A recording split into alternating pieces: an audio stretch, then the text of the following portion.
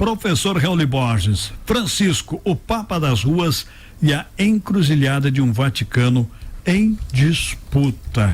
É uma verdadeira eleição que acontece por lá, professor? Uma verdadeira eleição, e antes da gente fazer esse comentário, eu quero que o Vini coloque aí pra gente a pergunta do Felipe, vai muito na ideia do nosso comentário de hoje, a gente vai ouvir agora. Bom dia, Vini. Bom dia, professor. Bom dia, Flávio. Bom dia. Felipe aqui de Itapema. Professor, até que ponto o falecimento do Papa e o resultado do conclave pode interferir na questão da guerra entre Ucrânia, Rússia e demais conflitos ali no continente europeu, né? Ou o senhor acredita que o novo Papa não interferirá nessa questão? Valeu, forte abraço, uma boa semana. Ô Flávio, a pergunta do Felipe vai muito na linha da sua, né? Isso serve para que a gente possa refletir e esperar para saber o seguinte: o tempo vai dizer se o legado do Papa Francisco foi uma semente ou se foi só um vento, porque é um papado diferente, um papado que coloca no centro da igreja temas muito importantes. Primeiro, é a primeira vez que um Papa combate de forma aberta aos escândalos de pedofilia que tanto afligiram a Igreja Católica ao longo das últimas décadas. Foi o primeiro Papa a tratar disso de uma forma muito séria. Um Papa que reformou não apenas a cúria, a questão administrativa da igreja, mas a questão dogmática, a questão de comportamento por parte do clero.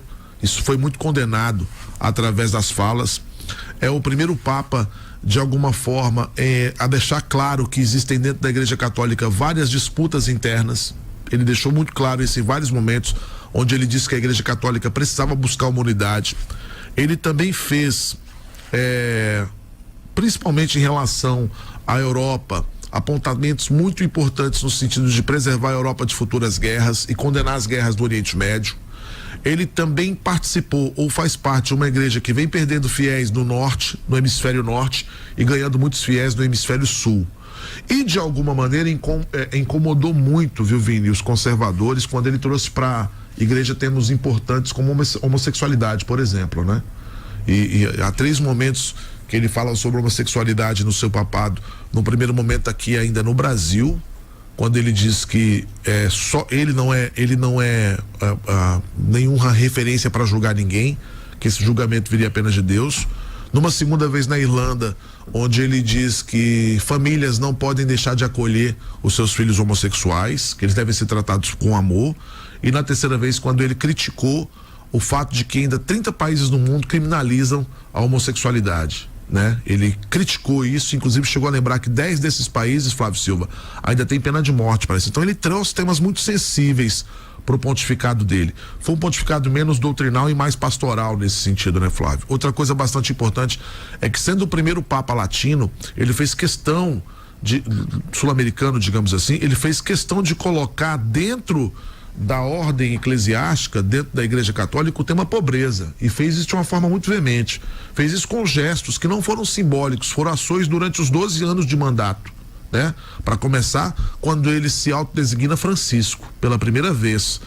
Ele, apesar de ser um jesuíta, incorpora o nome da ordem franciscana, e Francisco, que é o pai dos pobres e que tem um aceno muito forte também com os animais. Essa foi uma perspectiva muito forte também do papado do Papa Francisco. Outra coisa que também chamou bastante atenção é que pela primeira vez as mulheres puderam fazer parte da parte alta da administração do Vaticano. Elas não puderam ser ordenadas como padres, madres, né? Sim. Que é as alas mais progressistas da igreja querem que isso possa acontecer um dia. Não foi ainda com o Francisco. O Francisco abriu a possibilidade para que elas fizessem parte do conselho doutrinário da igreja, ou seja, da alta hierarquia da Igreja Católica. Então, é sem dúvida nenhuma um legado importante dentro de uma estrutura da Igreja Católica que é muito conservadora, histórica. Eu diria para vocês que em alguns aspectos ela é rústica, porque ela lembra ali o século 3, 4 depois de Cristo. Então o Papa lutou contra tudo isso. Saber agora como vai ser, Flávio, pois é, como vai ser o comportamento do próximo Papa, essa é a grande dúvida. Eu vejo muita gente cravando aí os possíveis substitutos do Papa. Esquece, mas esquece mesmo, não há favoritos, e qualquer análise não passa de subjetividade, Flávio, porque hoje esse conclave ele vai ser composto por 135 votantes, e dos 135 votantes, boa parte foi o Papa Francisco que colocou lá. Então, será que esses votantes vão incorporar o legado do Francisco e continuar elegendo alguém parecido com o Francisco? Ou será que a parte conservadora da Igreja Católica vai retomar sua força sobre a Cúria e vai emplacar mais uma vez um Papa europeu, um Papa mais conservador? É isso que a gente vai ver nos próximos dias. O que eu garanto para vocês é que, assim, eu vejo muitos jornais colocando ali os favoritos. Esquece tudo isso. O Papa Francisco não estava nem na lista de favoritos em 2013. E foi um aceno da Igreja Católica para a parte sul do hemisfério.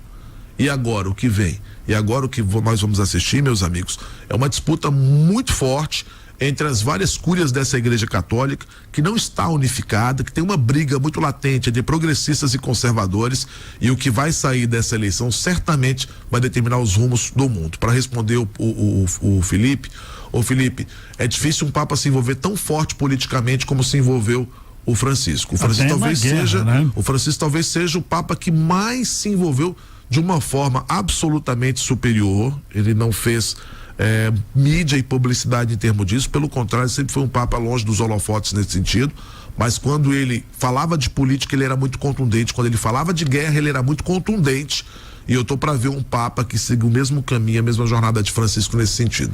Então, Flávio, trazendo a minha primeira frase, o Papa Francisco passou, é saber se ele deixou uma semente ou se foi só um vento na Igreja Católica.